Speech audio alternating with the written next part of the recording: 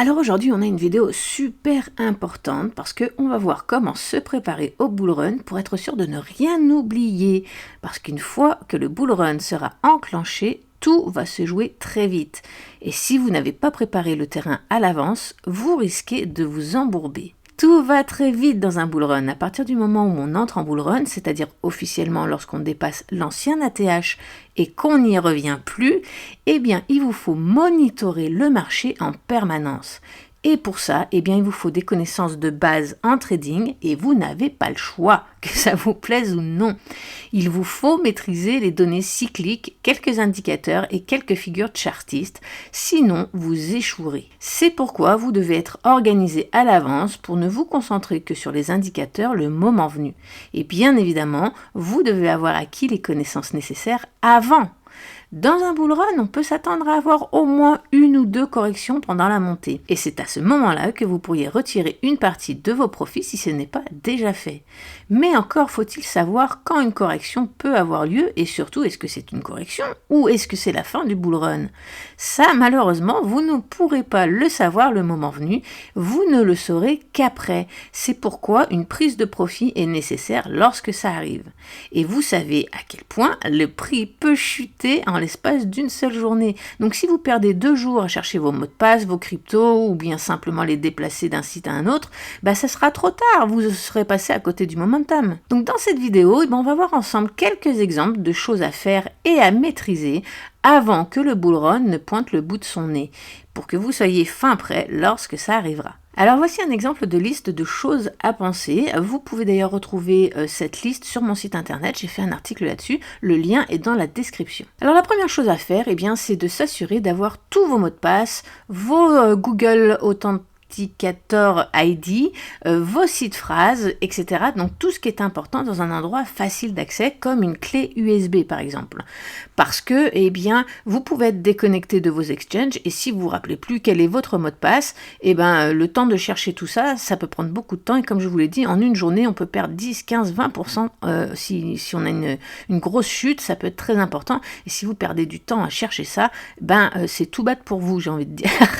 Voilà, mais c'est surtout complètement con parce que vous auriez pu faire ça à l'avance et ne pas vous prendre la tête avec ça. Si vous êtes déconnecté d'un exchange ou si on vous demande votre mot de passe, parce que c'est ce qu'on va faire, quand vous allez vendre, récupérer des profits, la majorité des exchanges vont vous demander un code de Google Authenticator ou un mot de passe, etc. Donc si vous ne les connaissez pas, parce que j'imagine que vous ne connaissez pas tout par cœur, et je vous déconseille de mettre le même pour tous vos exchanges, donc j'imagine bien que vous ne pouvez pas tout savoir, donc c'est pour ça que c'est mieux de tout mettre sur une clé USB, vous classez ça par site avec votre mot de passe, le numéro de Google Authenticator, donc l'ID que l'exchange vous a donné, la site phrase si jamais ce sont des portefeuilles en décentralisé, vous marquez tout ça sur une clé USB.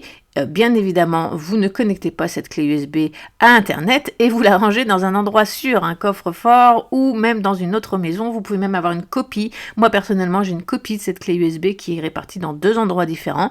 Donc, si je la perds ou si elle se casse ou s'il y a un accident, un incendie, n'importe quoi, je peux la récupérer parce qu'elle est aussi dans un autre endroit. Ça, on n'en parle pas assez souvent, mais c'est vraiment important parce que si vous faites cambrioler, si votre maison prend feu, ce que je ne souhaite pas, si toute votre vie est marquée sur cette clé USB et que vous ne l'avez plus, vous êtes dans une sacrée merde. Voilà, donc c'est pour ça qu'une copie de cette clé dans un autre endroit, chez quelqu'un d'autre, ça pourrait être une bonne idée, ou à la banque, dans un coffre-fort, si vous n'avez personne de confiance. Bref, soyez original, mais mettez toutes ces informations capitales dans 2 endroits différents. Moi, c'est le meilleur conseil que je peux vous donner. Parce que pour les sites phrases, c'est pareil. Imaginons, on vous a volé votre ordinateur et vous devez de nouveau réinstaller votre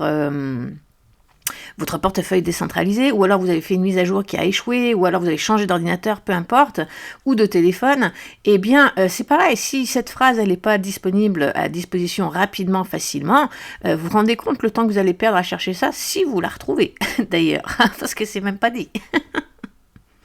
Voilà, donc ça c'est la première chose. Vous organisez, vous mettez tous vos mots de passe, vos numéros d'authenticateur, vos sites phrases, etc. Tout ce qui est important dans un fichier que vous mettez dans plusieurs endroits différents. Moi je vous le conseille en tout cas. Et comme ça, vous pouvez retrouver très facilement et surtout très rapidement les informations dont vous aurez besoin le moment venu. Si vous ne connaissez pas tout ça, et bien justement, c'est le moment d'aller sur vos exchanges, de tester vos mots de passe, de les refaire, de les resetter, de refaire un Google Authenticator ou whatever, mais c'est le moment d'organiser tout ça. Vous n'aurez pas le temps de faire ça pendant le bull run, surtout si vous êtes dans un moment de prise de profit, vous n'aurez pas le temps d'aller chercher toutes ces informations parce qu'une prise de profit, s'il y a une chute de liquidité, s'il y a une correction assez profonde, je vous le dis tout de suite, vous aurez jamais le temps de trouver ça avant la fin de la correction. Deuxième chose qui est très importante, c'est de répertorier toutes vos crypto-monnaies dans un fichier. Alors moi, je vous conseille de mettre ça dans un plan d'action. Vous commencez à me connaître, pour ceux qui me connaissent, j'en parle tout le temps du plan d'action. Vous en avez un sur mon site si ça vous intéresse. Mais peu importe, si vous ne le mettez pas dans un plan d'action, peu importe, vous devez au moins les mettre dans un fichier. Et dans ce fichier, vous devez dire quelle crypto vous avez, combien vous en avez, sur quel exchange ou portefeuille décentralisé c'est, et si vous êtes en décentralisé, vous devez dire sur quelle blockchain c'est, parce qu'il y a des monnaies qu'on peut mettre sur plusieurs blockchains, et si vous passez pareil du temps à chercher sur quelle blockchain vous avez mis ça, eh bien vous perdez du temps. Donc dans ce fichier, vous répertoriez toute votre historique de crypto-monnaie, combien vous en avez, où c'est, sur quelle blockchain, sur quel exchange, etc. Troisième chose importante, ce serait d'avoir un portefeuille de suivi comme CoinMarketCap ou CoinGecko. J'ai fait des vidéos là-dessus, tutoriels pour vous expliquer comment faire, donc je vous mettrai les liens dans la description. Vous pouvez regarder ces tutoriels, ça vous aidera à savoir comment faire si vous ne savez pas comment faire. Mais ça aussi c'est très important parce que ça va vous permettre de suivre en direct vos profits pendant la montée du bull run. Et il y aura sûrement des crypto-monnaies qui vont performer plus que d'autres. Et vous allez voir par la suite, quand on va parler des indicateurs techniques, eh bien, si une monnaie monte plus vite qu'une autre, il y a de fortes chances qu'elle ait une correction plus rapidement qu'une autre. Voilà. Donc, et puis en plus de ça, on va aussi parler des stratégies de sortie tout à l'heure. Si une de vos stratégies de sortie est arrivée trop tôt ou trop tard, eh bien, ce portefeuille de suivi vous permet de réajuster. Par exemple, si on n'a pas encore atteint votre cible, mais qu'une correction on a l'impression qu'une correction va arriver, eh bien, ce serait peut-être temps de récupérer vos profits maintenant, tant pis pour votre cible. Parce que si vous suivez les tutoriels que je donne sur ma chaîne gratuitement, normalement, vous êtes censé avoir déjà, quand on rentre en bull run, vous êtes censé déjà avoir récupéré votre mise de fonds, ou en tout cas une grosse partie de votre mise de fonds. Donc après, vous avez tout un tas de take profit que vous pouvez définir à l'avance, mais le premier take profit qui est la récupération de la mise de fonds, celle-là, elle est indispensable, c'est le plus tôt possible suivant votre profil d'investisseur, et même chose pour la première prise de profit. Après, toutes les autres prises de profit, elles peuvent être réajustées en fonction du marché. Donc là, eh bien, d'avoir un portefeuille de suivi qui vous montre en temps réel ce qui se passe avec vos crypto-monnaies, eh bien, du coup, vous allez pouvoir réajuster le tir et voir celles qui performent le mieux, celles qui pourraient, au contraire, ne sont à la traîne, etc. Et ainsi vous permettre de réajuster vos cibles. Ensuite, on a l'établissement des stratégies de sortie, donc en fonction de la stratégie que vous voulez utiliser. Si vous faites du trading, si vous faites de la DeFi, si vous faites du hodl ou du holding, si vous faites des airdrops, etc., vous n'aurez pas les mêmes stratégies, c'est évident, bien évidemment. Donc du coup, eh bien, suivant la stratégie que vous utilisez, eh bien vous avez des stratégies de sortie adéquates en fonction. Eh bien, vous devez les définir à l'avance, ces stratégies. Même si elles peuvent être réajustées au fur et à mesure de la montée, vous devez quand même avoir établi la base à l'avance. Ensuite, comme on l'a dit avant tout à l'heure, récupérer votre mise de fonds initiale, ça c'est capital. Si vous avez acheté au bon moment pendant la période d'accumulation, vous devriez déjà l'avoir quasiment complètement récupéré. Et si c'est pas le cas, vous en êtes très proche. Donc ça, c'est primordial. Dès que vous arrivez, suivant votre plan d'action ou suivant votre stratégie en fonction de votre profil d'investisseur, si vous êtes plutôt agressif ou plutôt conservateur, vous devez absolument récupérer votre mise de fonds et ne pas attendre d'être en bull run pour le faire, ou en tout cas d'être à la fin du bull run. Si quand on commence le bull run, vous n'avez pas encore complètement récupéré votre mise de fonds, récupérez-la le plus rapidement possible. Ensuite, si vous n'avez pas mon plan d'action qui vous prévient lorsque vos cibles sont atteintes, eh bien, je vous conseille de configurer vous-même des alarmes pour être prévenu lorsque les cibles seront atteintes. Alors vous pouvez faire ça avec CoinMarketCap, vous pouvez faire ça avec TradingView, vous pouvez faire ça avec tout un tas de logiciels, mais programmez-les à l'avance parce que vous ne pouvez pas savoir, ça change tellement vite, quand vos cibles vont être atteintes. Si vous regardez tous les jours si on y est, même d'ailleurs le matin même, entre le matin même et le soir, votre cible peut très bien avoir été atteinte. Donc mettez-vous des alarmes pour être prévenu lorsque vos cibles sont atteintes, ou mettez-la même un tout petit peu avant, moi je vous conseille de faire ça, mettez-la un tout petit peu avant votre cible, comme ça vous serez prévenu, ça vous laissera le temps d'aller placer un ordre si vous ne l'avez pas programmé à l'avance. Ensuite, ce qui est très important aussi, c'est de déplacer vos crypto-monnaies si besoin, afin de pouvoir placer des ordres d'achat. Par exemple, si vous êtes en décentralisé mais que vous préférez vendre en centralisé, eh bien pensez à déplacer vos crypto-monnaies à partir du moment où on rentre en bull run, peut-être 1 ou 2 mois après l'entrée en bull run, si vous avez déjà récupéré des prises de profit, eh bien pensez à envoyer peut-être soit la totalité de vos crypto-monnaies que vous voulez vendre en centralisé, soit une partie, seulement la partie que vous voulez vendre en centralisé. Mais vous devez le faire à l'avance pour que le moment venu, eh bien ça sera déjà à la bonne place pour être vendu immédiatement. Alors justement, ça m'amène à vous parler du prochain sujet qui est de maîtriser les différents types d'ordres qu'il existe sur le marché. D'accord ? Ça, c'est très important. J'ai fait une vidéo là-dessus aussi. Je vous laisse la regarder. Je vous mets le lien dans la description. Maîtriser ces 4 types d'ordres, lequel vous allez utiliser quand ça va arriver, lequel vous allez programmer à l'avance pour vous sécuriser. Surtout, imaginons que vous deviez partir en vacances, par exemple, ou que je ne vous le souhaite pas, mais qu'un malheur vous arrive, que vous ayez un accident de voiture, que vous soyez malade ou whatever, mais je préfère rester sur les vacances, c'est plus positif. Et que du coup, eh bien, quand votre cible va être atteinte, vous ne pouvez pas interagir avec le marché. C'est ballot, vous allez passer à côté, oui. Donc, c'est bien mieux de les programmer à l'avance. Ce qui m'amène justement au point suivant, programmez vos ordres de sortie à l'avance. Alors, ne les programmez pas tous parce qu'on va devoir s'adapter au marché au fur et à mesure. Mais là, si par exemple, si c'est pour récupérer votre mise de fonds initiale, programmez-le à l'avance. Ça, vous le savez. Vous savez que votre cible, elle va pas changer celle-là. Donc, programmez-le à l'avance et ayez l'esprit tranquille. Ça se fera automatiquement pour vous. Mais encore, faut-il savoir quel type d'ordre vous voulez utiliser. Et puis encore, faut-il savoir où on trouve ces types d'ordres. Est-ce que vous voulez faire ça en centralisé ou en décentralisé? Parce que ça fonctionne pas de la même manière. En décentralisé, il ne faut pas oublier qu'il faut payer les frais de gaz donc sur telle ou telle blockchain. Donc c'est différent, vous voyez, il faut maîtriser tout ça à l'avance. Ensuite, eh bien, il faut penser à déstaker vos crypto-monnaies et à rembourser vos prêts dans la DeFi si vous en avez. Parce que ça peut prendre beaucoup de temps. Il y a certaines monnaies qui sont, quand vous faites du staking, parfois ça peut prendre 3 mois. Par exemple, vous avez un 3 mois, elles sont bloquées pendant 3 mois. Eh bien, si on arrive en fin de bull run là maintenant et que vos cryptos sont débloqués dans 3 mois, vous êtes baisés. Vous voyez ? Donc ça, il faut en tenir compte à l'avance. Donc quand vous faites du staking, quand on rentre en bull run, déjà, premièrement, vous faites que du staking flexible. Ça, c'est la première chose. Vous ne mettez pas de l'argent bloqué plusieurs mois. Deuxièmement, eh bien, commencez à déstaker.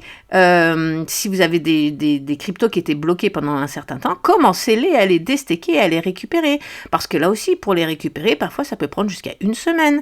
Même plus, suivant l'endroit où vous les avez stakés. Donc, du coup, si vous commencez à les déstaker au moment où on va avoir une correction, par exemple, c'est trop tard, vous n'aurez pas votre argent le moment venu. Donc pensez à bien déstaker vos crypto-monnaies et surtout à faire éventuellement du staking flexible pendant la montée du bull run, mais surtout ne bloquez pas vos monnaies, ça c'est vraiment très important. Ne faites pas cette erreur. Et pour les prêts dans la DeFi, c'est la même chose, commencez à les rembourser pour pouvoir récupérer votre collatéral, pour pouvoir vendre votre collatéral au bon moment. Ensuite, le prochain point qu'on va voir, c'est de s'assurer d'avoir des crypto-monnaies, si vous êtes en décentralisé, d'avoir des crypto-monnaies pour payer les frais de gaz. Parce que, eh bien, là encore, ce n'est pas comme en centralisé où on a l'habitude de cliquer sur un bouton et on vend, c'est fini, merci, bonsoir. Non, en décentralisé, si vous n'êtes pas familiarisé avec ça, eh bien, il ne faut pas oublier que vos cryptos sont sur la blockchain Ethereum, par exemple. Eh bien, pour pouvoir vendre votre crypto, vous devez posséder de l'Ethereum pour pouvoir la vendre. Si vous êtes sur Solana, il vous faut du Solana pour pouvoir vendre vos autres crypto-monnaies, etc., etc. Donc, il faut bien penser non seulement à avoir la monnaie native de la blockchain pour pouvoir payer les frais de gaz, mais aussi, il faut s'assurer d'en avoir assez.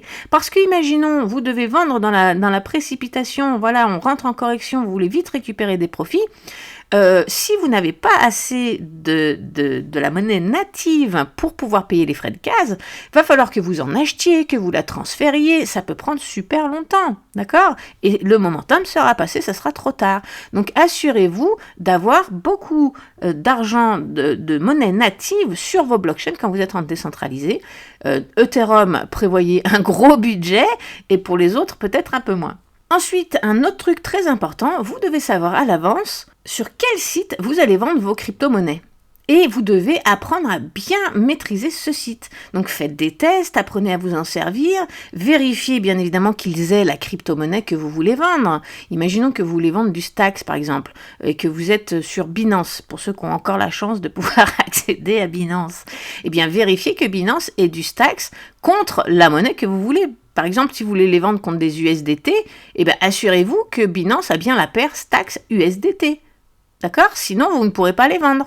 Et ça, suivez-le en permanence parce que ça change tout le temps. Ils délistent des choses très régulièrement et les exchanges sont interdits aussi très régulièrement dans les pays. Donc, assurez-vous que c'est toujours le cas, que cette monnaie est bien là.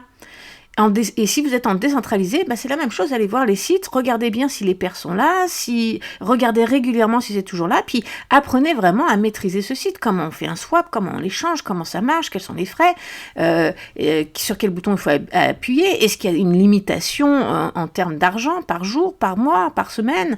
Apprenez à maîtriser le site sur lequel vous allez vendre vos crypto-monnaies, pour que ce soit simple, que quand le moment sera venu, vous allez directement au bon endroit, vous faites directement ce que vous avez à faire, merci, bonsoir. Si vous passez 3 heures à comprendre comment le site fonctionne, oubliez ça, encore une fois, vous allez rater le momentum. Et puis, ça m'amène au prochain point. Le prochain point, c'est de toujours avoir un plan B, ou même voir un plan C sous la main. Pourquoi? Parce que si votre monnaie est délistée dernière minute, ou bien si votre exchange est banni dans votre pays dernière minute, eh bien si vous n'avez pas pensé à un plan B, un deuxième site qui fait la même chose, eh bien vous êtes banané. Voilà. Alors, j'espère qu'on aura un peu de répit pendant le bull run, mais bon, on sait jamais. Nous, par exemple, au Canada, cette année, ça a été l'enfer. Tous les exchanges ont été interdits les uns après les autres. Enfin, en tout cas, ont fermé les uns après les autres au Canada. Et donc, du coup, ça a été l'enfer. Il a fallu jongler à déplacer les crypto-monnaies d'une plateforme à une autre. Et puis, cette plateforme amenait à être fermée un mois plus tard. Donc là, il fallait de nouveau la déplacer, etc. C'était hyper compliqué. Donc, faire ça pendant le bull run, je vous le dis tout de suite, bon courage. Parce que ça ne vous laissera pas le temps de tout prévoir. Surtout si vous le déplacez sur un site que vous ne connaissez pas, il va falloir réapprendre ce site, etc. Donc, vous voyez, il vous faut plusieurs plans B et C. Moi, je dirais au moins 2 ou 3 plans supplémentaires pour que si jamais il y a un problème avec votre monnaie, soit les délister, soit l'exchange, vous n'y avez plus accès, whatever, vous puissiez automatiquement déplacer vos crypto-monnaies sur un autre site et pallier immédiatement à vos besoins.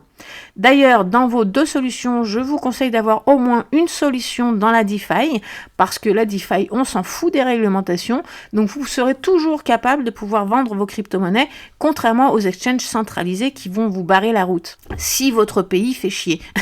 Voilà, comme c'est le cas au Canada.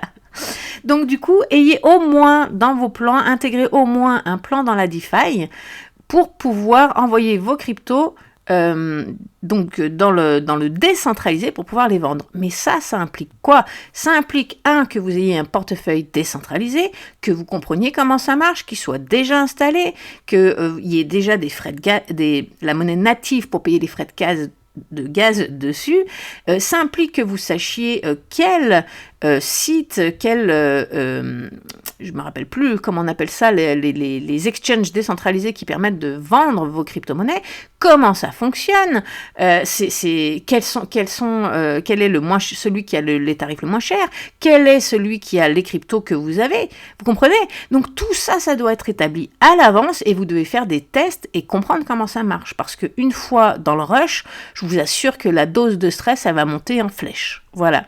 Donc tout ça, ça doit être fait à l'avance. Ensuite, si jamais vous pratiquez une technique de rebalancement, et bien là c'est la même chose, il faut que vous établissiez vos stratégies à l'avance. Alors vous ne pouvez pas savoir exactement à la virgule près ce que vous allez faire, mais déjà vous pouvez définir quelle monnaie vous voulez rebalancer et dans quelle autre monnaie vous voulez la rebalancer. Et puis il faut suivre ça avec le temps. Est-ce que dans 3 mois, la monnaie que vous aviez choisie 3 mois avant, elle est toujours viable? Est-ce que c'est toujours dans cette monnaie que vous voulez rebalancer vos bénéfices? Vous voyez? Et puis où est-ce qu'elle en est cette monnaie? Est-ce qu'elle a déjà déjà atteint sa pointe? Est-ce que c'est le bon moment d'investir dans cette monnaie, ou il vaudrait mieux le faire dans une autre monnaie qui n'a pas encore performé? Donc là c'est pareil, il vous faut plusieurs plans B, C, D, etc. Choisissez une crypto que vous voulez rebalancer, choisissez dans quelle monnaie vous voulez la rebalancer, mais faites-vous un plan de match avec un plan B et un plan C. Si cette monnaie, au moment où je veux rebalancer, elle a déjà performé, c'est pas là-dedans que vous allez le mettre, bien évidemment. Donc vous allez choisir une autre monnaie. Donc vous pourriez avoir une monnaie avec une plus grosse capitalisation, puis une monnaie avec une plus faible capitalisation, par exemple, qui vous servirait de plan B. Voilà. Ensuite, comment allez-vous récupérer votre argent? Est-ce que vous allez le vendre en fiat directement? Est-ce que vous allez le vendre en stablecoin? Si oui, dans quel stablecoin allez-vous le vendre? En USDT, en USDC, en euros directement? Je ne connais pas les stablecoins qui sont en euros. Ça aussi, il faut y penser à l'avance, parce qu'il faut penser à l'avance. Quelle est la meilleure stratégie en termes de fiscalité pour vous, indépendamment de votre pays? Est-ce que vous êtes imposé quand vous vendez en stablecoin? Est-ce que c'est mieux de les laisser en stablecoin et puis de ne pas les retirer pour pouvoir les réinvestir? Parce qu'il y a certains pays qui le tolèrent, puis d'autres qui ne le tolèrent pas. Donc, est-ce que vous vous êtes renseigné sur la fiscalité de votre pays? Quelle stratégie serait la mieux adaptée à vos besoins? Parce qu'une fois que vous vendez, c'est trop tard. Il faut à l'avance savoir comment vendre. Est-ce que vaut mieux le faire en fiat ou en stablecoin? Est-ce qu'il vaut mieux tout retirer, c'est-à-dire vos stablecoins, vous les retirez parce que de toute manière vous êtes imposé dessus, ou est-ce que vous pouvez les laisser pour les réinvestir après? Tout ça, il faut y penser à l'avance. Ensuite, il vous faut un compte TradingView. Donc là, c'est pareil. N'attendez pas d'être en bull run pour vous créer un compte. Allez vous créer le compte, commencez à vous familiariser avec, commencez à regarder des tutoriels pour savoir comment ça marche, commencez à vous familiariser avec les graphiques. Bref, commencez maintenant à vous renseigner là-dessus, à regarder, à vous familiariser avec ça pour pas que ça devienne quelque chose de compliqué. Donc, il vous faut un compte TradingView. Vous avez un compte gratuit de base. Si vous voulez, si vous avez besoin de plus d'indicateurs ou de choses qui sont dans la version payante, eh bien peut-être faudrait-il envisager d'avoir un compte payant. Ça, c'est suivant vos besoins, c'est à vous de voir. Mais c'est très important d'avoir un compte TradingView. Comment voulez-vous savoir quand est-ce qu'on va avoir une correction ou si c'est la fin du bull run, si vous ne pouvez pas analyser les charts graphiques? Ça n'a aucun sens, ce n'est pas possible. Donc vous devez avoir un compte TradingView quoi qu'il arrive. Maintenant, il y a des indicateurs qui ne sont pas si compliqués à utiliser. Vous n'êtes pas obligé d'apprendre tout le trading. Non, juste des notions de base pour vous aider à identifier un top ou une correction ou whatever. Mais tout ça, c'est pareil. Ça se fait pas, ça se fait pas du jour au lendemain. Vous pouvez pas arriver, boum, j'ai jamais ouvert un compte TradingView, ça y est, je l'ai, je vois un graphique sous les yeux, ça y est, j'ai tout compris. Non, ça prend du temps, de la pratique et de regarder encore et encore. Donc, il faut le faire maintenant. Et ça m'amène justement à mon prochain point, qui est que vous devez maîtriser certains indicateurs qui peuvent vous aider à trouver un top local. Ça, c'est indispensable. Il vous faut des indicateurs. Alors, il en existe tout plein. Maintenant, vous pouvez en prendre des assez simples et qui sont assez performants quand même, sans rentrer dans le milieu du trading et d'avoir toutes vos connaissances de trading. Mais au moins, ces indicateurs-là qui peuvent vous aider, même si vous n'y connaissez rien, comme par exemple le P-cycle, ou bien Mayer, ou même le MVRVZ, qui sont quelques indicateurs parmi tant d'autres. Mais au moins, vous devez maîtriser cela. D'accord? Vous devez aussi maîtriser quelques figures chartistes. Vous n'avez pas besoin de toutes les connaître, mais reconnaissez au moins celles qui arrivent le plus souvent, comme quand on est en bull run, le double top, le triple top, la tête-épaule.